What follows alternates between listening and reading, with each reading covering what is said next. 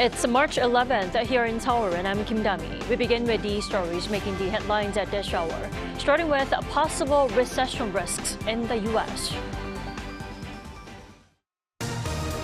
Recession fears triggered by U.S. President Donald Trump led to a major Wall Street sell-off on Monday, with the Nasdaq closing down more than 4%. And the White House attempted to put out the fire by taming worries over Trump's tariff uncertainties.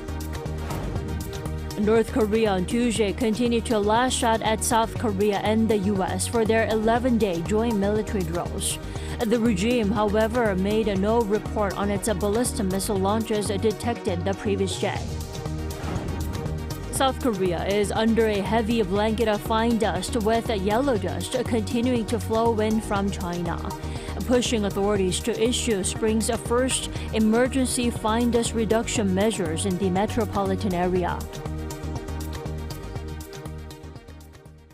Wall Street had a rough start to the week on Monday, with investors dumping stocks, rattled by mounting recession fears over the Trump's shifting trade policies. Our Moon Hae-ryun reports.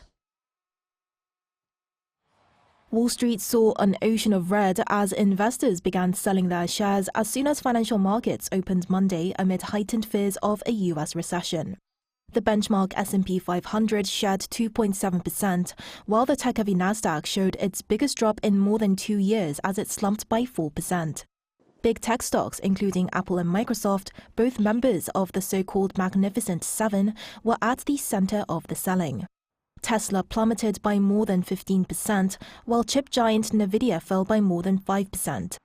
Outside of stocks, Bitcoin also slipped below the $80,000 mark, returning to levels before Trump's inauguration. Comments made by U.S. President Donald Trump in an interview with Fox News on Sunday, when asked about whether he expects a recession this year, stoked market concerns. There is a period of transition because what we're doing is very big. We're bringing wealth back to America. That's a big thing. And there are always periods of it takes a little time. Experts say that the risk of recession is something that Washington is viewing as a necessary evil for the greater good, and they say that this is reflected in Trump's blasé response to recession fears. These are things that they're willing to accept for that longer term, more stable, more self-reliant, stronger position for the U.S. And this was supported by the White House on Monday, as its economic advisor Kevin Hassett pushed back on talks of a recession while calling a potential contraction a very temporary phenomenon. He backed Trump's tariffs on Canada, Mexico and China, claiming that the measures would bring jobs and manufacturing back to the U.S. This comes amid heightened uncertainty around the Trump administration's on-again, off-again tariff policies, with levies on Mexico and Canada pushed back yet again to April 2nd for goods under the free trade agreement between the U.S. and the two neighboring countries. With the U.S. set to impose another wave of tariffs on steel and aluminium starting Wednesday, eyes are on how markets will respond. Moon Hae-ryun, Arirang News. And as stocks plummet, a major investment bank Goldman Sachs slashed its economic growth forecast for the U.S. On Monday, CNBC reported that the firm adjusted its 2.4% growth forecast for gross domestic product to 1.7%. Goldman's chief economist said the reason behind this significant downgrade was fears that the new administration's tariff policies would prompt economic weakness as the outlook regarding tariffs becomes more adverse. Recent figures have seen economic growth slowing in the U.S., with the economy expanding at 2.3% in the fourth quarter of last year, compared to a 3.1% growth in the previous quarter.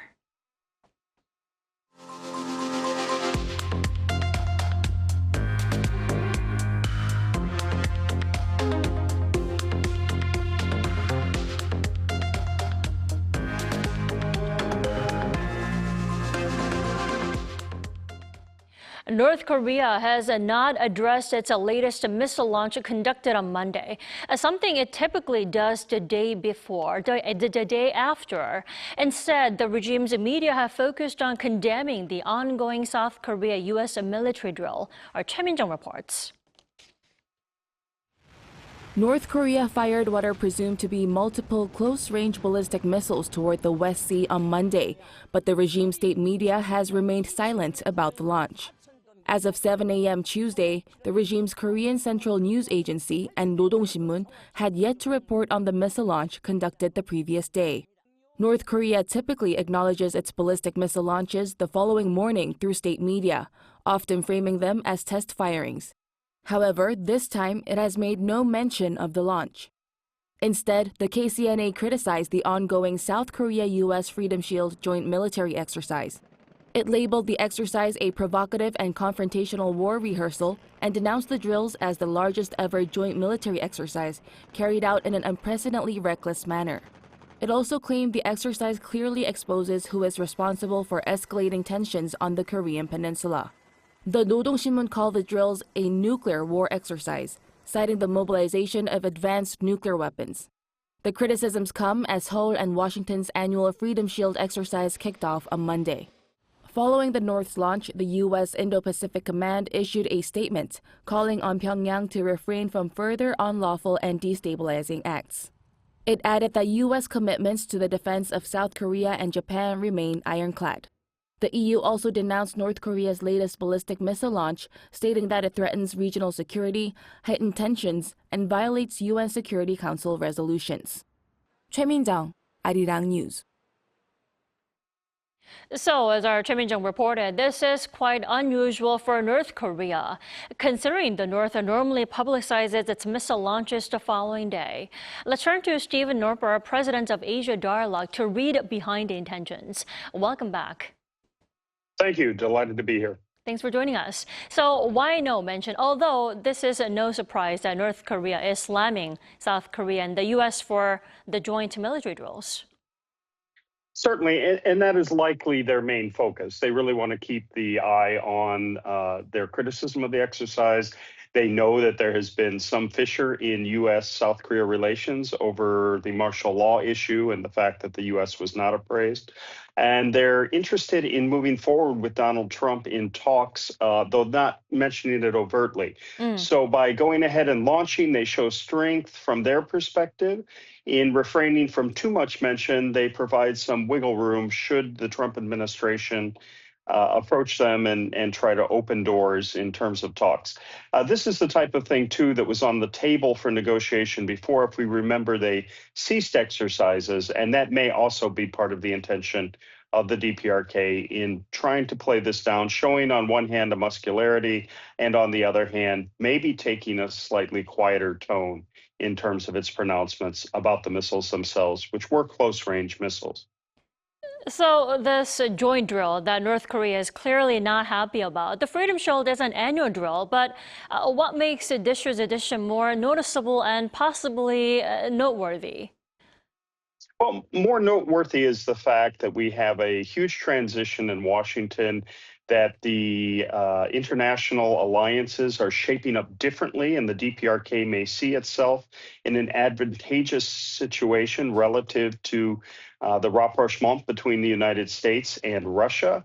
The fact that the Ukraine war seems to be going, as Donald Trump interprets it, in a different direction with his putting culpability on Ukraine. So for the DPRK, they're probably waiting and seeing, and the exercises in that regard may try to signal from a U.S. and a South Korean perspective resolve and a reassurance on the strength of the alliance. But from a DPRK perspective, they do see it as threatening, but they may see in the longer term some possibilities for working with the United States, especially if the U.S. and Russia coordinate an end to the Ukraine war, and if the DPRK considers itself as having successfully backed Russia in that regard.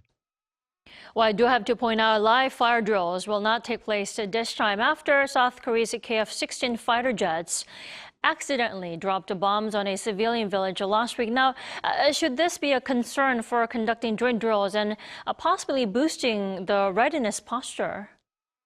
Oh, absolutely. And you've seen that in terms of the response of the people living in and around Pocheon.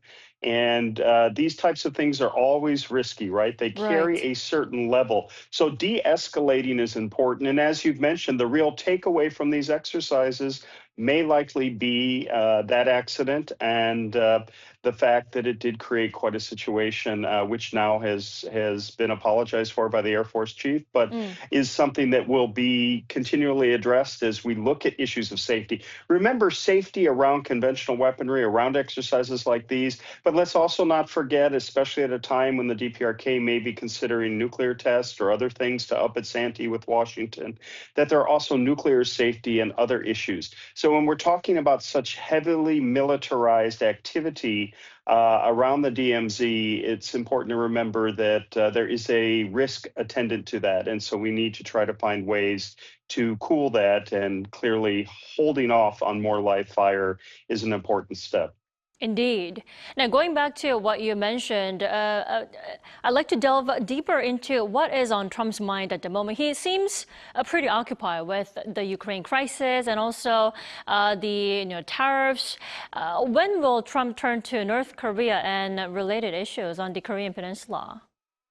It's an excellent question. Well, Trump has been absorbed first and foremost with domestic issues and these firings and aspects of drawing down the federal government, the dismantlement alongside Elon Musk of the government as it has evolved over the last several decades. And so the domestic focus is first and foremost. Ukraine has been at the fore, and we certainly saw the insult to Ukrainian President Zelensky when he visited the Oval Office. And we have been very concerned about where Trump has gone with that. And also this improvement of relations with Putin and trying to rewrite the narrative of the Ukraine war have all been foremost for this administration. The question now is, where will they go? No doubt they're thinking about North Korea. I would say they have reached out and thought about it more than probably public accounts allow. Trump considered his bromance with Kim Jong-un to be a highlight of his first administration. No doubt he is interested in developing the DPRK to some extent. Perhaps we'll hear referencing the way we did around Gaza to the idea of developing something alongside the DPRK. And he does seem to feel that his personal diplomacy with DPRK leader Kim Jong-un is something that may pay off, and there may be benefits. But everyone is probably waiting to see how Ukraine is resolved. And I'm certain that the DPRK is watching Russia-U.S. relations, perhaps with a little bit of concern, but also maybe seeing a benefit in that in the long term for its own negotiating position. Definitely. Well, I was going to ask you how North Korea may be viewing Trump's apparent, indifference to the regime. But are you saying that there could have been some sort of, behind the closed door, talks between the U.S. and North Korea? Well, certainly. And we know that the Trump administration reached out to the DPRK in the period before the inauguration. Trump seems to have signaled a willingness clearly at Mar-a-Lago and likely now in the White House. Certainly that is on the table. It's something that he, again, considers to have been part of his personal legacy. And so we'll see where he turns after Ukraine. And of course, this has raised a lot of eyebrows in terms of the European allies who are themselves feeling disregarded, of course, with South Korea, which is concerned about being passed over in this regard. And so there's a lot of work to be done for the United States and reassurances to be made. That said, Trump may feel that dealing very directly with the North Koreans is a next step for him, and I would look for that in coming weeks. It will be interesting to see, should the DPRK decide to up the ante beyond things like close-range ballistic missiles. They did with showing Saturday this nuclear submarine, right. But should they test nuclear or raise other concerns, that may put them at a disadvantage. So it's probably very carefully calibrated by both Pyongyang and Washington now in terms of next steps in that dialogue. Definitely. Alrighty, Dr. Nupper, thank you so much for connecting with us all the way from Hawaii this morning. We appreciate it. Aloha, and thank you. Now, in other news, according to Ukraine's top military commander, North Korean troops are taking part in counteroffensives in Russia's Kursk region. Lee Seung-ja has the details. Ukraine's top military commander Alexander Syrsky said Monday that North Korean soldiers have taken part in Russian military counteroffensives to recapture territory in Kursk lost to Ukrainian forces. According to Reuters and AFP, General Syrsky said on social media that a significant number of Russian troops, supported by North Korean soldiers, went on the offensive, but suffered significant losses in troops and equipment. The comments come amid reports that the Russian military has been successful in its counteroffensive against Ukraine in the Kursk region after the U.S. cut off military support for Kyiv. The Russian military also claimed that it had recaptured a number of villages in the Kursk region. Meanwhile, high-level meetings will be held in Saudi Arabia between officials from the United States and Ukraine this week. Ukrainian diplomatic and military leaders will hold talks with U.S. officials on Tuesday. This includes U.S. Secretary of State Marco Rubio, who expressed confidence that the talks with Kyiv will lead to a positive outcome, but insists Ukraine needs to make concessions. Rubio also stressed that while Russia cannot conquer all of Ukraine, it'll be very difficult for Ukraine in any reasonable time period to get back territory lost to Moscow since 2014. Meanwhile, President Donald Trump's envoy to the Middle East, Steve Witkoff, is set to visit Moscow for a meeting with Russian President Vladimir Putin. According to sources familiar with the matter, the visit comes as the administration looks to secure a ceasefire. Lee Seung-jae, Arirang News. On the political front now, President Yoon Suk-yeol's release from custody has left politics in a wrangle, with rival parties taking respective legal actions. Our correspondent Shin Ha-young has more. After President Yoon Suk-yeol was released from Seoul Detention Center, the dispute between the rival parties escalated into legal complaints against investigative agencies. The ruling People Power Party has been pressuring the Constitutional Court since the release. The Constitutional Court judges should stay firm and make the right decision based on their conscience, beliefs, and legal judgment, without being swayed by the opposition's unconstitutional claims. The PPP on Monday filed a complaint with the Supreme Prosecutor's Office against Oh Dong-un, head of the CIO. It argued that the agency overstepped its authority by arresting the president on insurrection charges, leading to an illegal arrest through an abuse of power. Meanwhile, the main opposition Democratic Party has criticized the prosecution for not challenging the Seoul Central District Court's decision to cancel the detention. The DP and other opposition parties filed a complaint to the CIO against Prosecutor General Shim Woo-jung and called for his resignation and are even looking to pass an impeachment motion against him. The prosecution simply repeated Yoon Suk-yeol and the PPP's claims, taking the lead in protecting Yoon, the chief conspirator of the insurrection.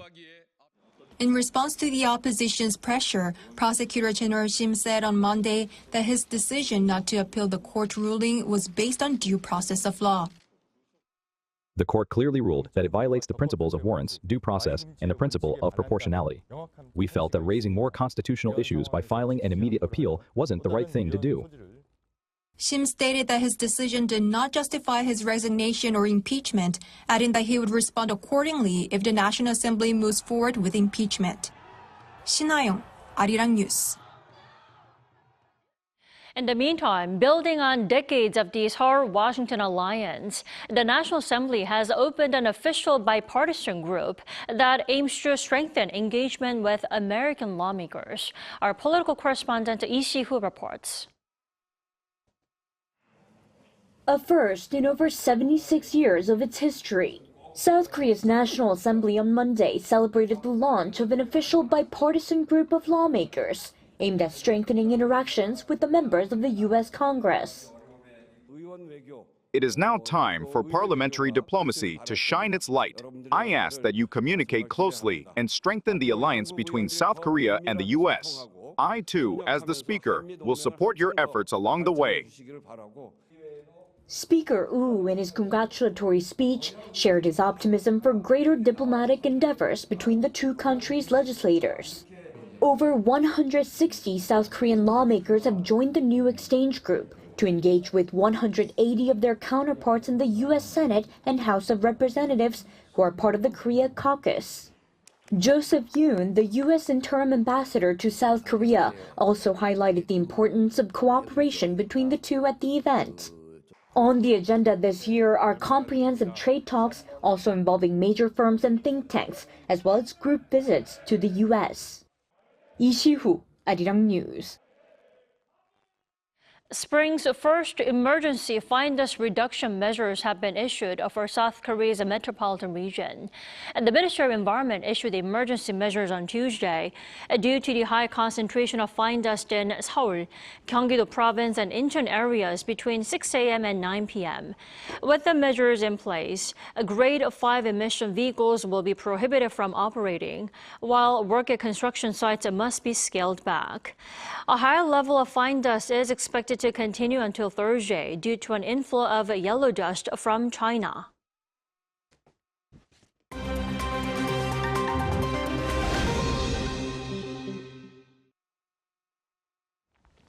Good morning, I'm Choi Ji-hee, and this is The World Now. Starting off the east coast of England, an oil tanker and a cargo ship have collided, leading to fires and environmental concerns due to leaking fuel. On Monday, the U.S.-flagged oil tanker Stena Immaculate and the Portuguese-flagged cargo vessel So Long collided in the North Sea near the Humber estuary. The Stena Immaculate, anchored at the time and carrying jet fuel for the U.S. military, suffered ruptured cargo tanks after the collision, resulting in explosions and a subsequent fire. The So Long, reportedly transporting sodium cyanide, also caught fire. Emergency response teams rescued 36 individuals from both vessels. One person was taken to the hospital and one person is reportedly missing.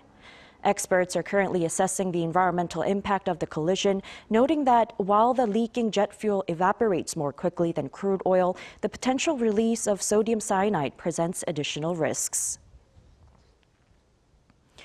Greenland is set to hold its parliamentary election on Tuesday local time, attracting significant international attention due to recent comments by U.S. President Donald Trump regarding his interest in acquiring the world's largest island.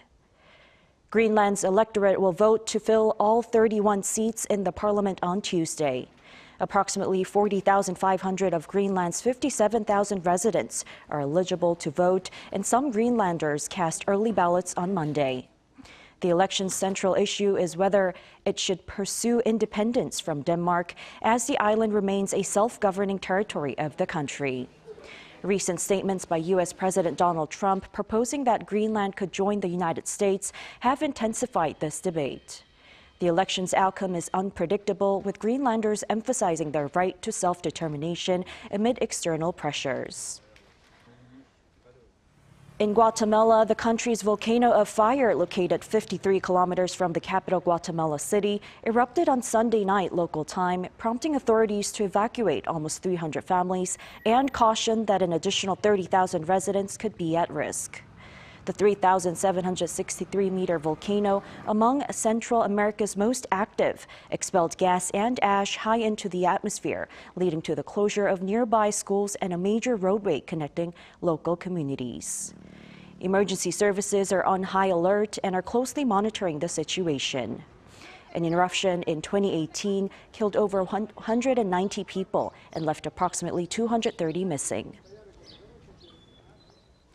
In India's northern city of Varanasi, a major Hindu pilgrimage town, people celebrated Holi, the festival of colors that signifies the arrival of spring and the triumph of good over evil. The devotees, drenched in colored powder, enjoyed cultural performances as they immersed themselves in the festival spirit at a temple for Hindus. Festivities of Holi reached their peak on March 13th and 14th.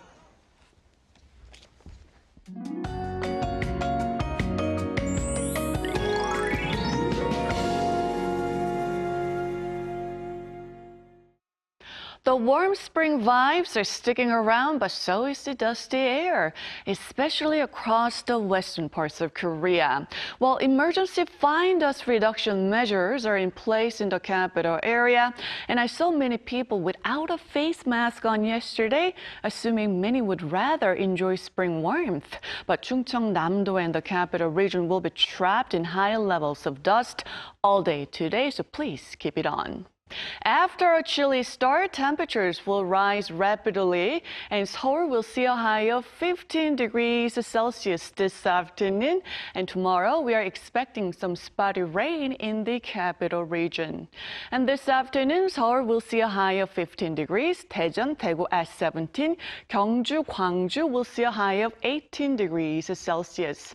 Now, it looks like warming trend will continue throughout the week. The nationwide rain on Sunday will bring a slight chill to the country early next week. But once again, the dusty air is expected for most of the western regions, so please keep the face mask on.